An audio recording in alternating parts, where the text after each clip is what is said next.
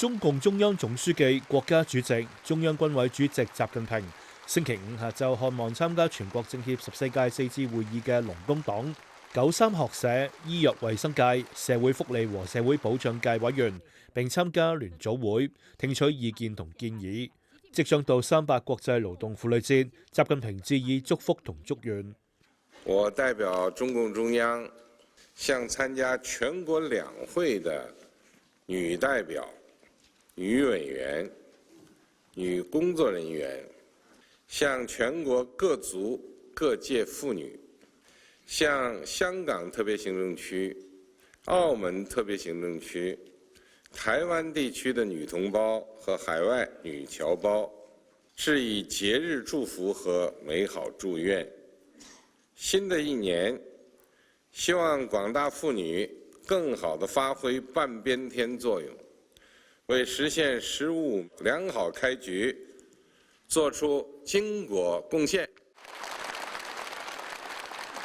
習近平聽取委員發言後發表重要講話，指出過去一年人民政協認真履職盡責，圍繞謀劃15等方面建言獻策，為黨和國家事業發展作出咗新貢獻。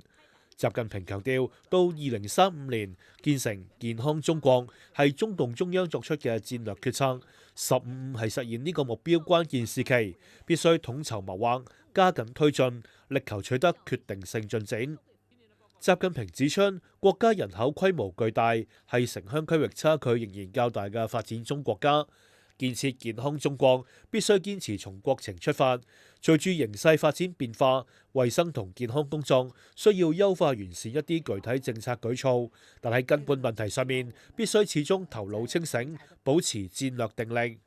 建設健康中國係一項系統工程，面對人民群眾日益增長嘅多元化衛健需求，必須突出重點，緊緊抓住嗰啲惠及面廣、牽一髮而動全身嘅工作。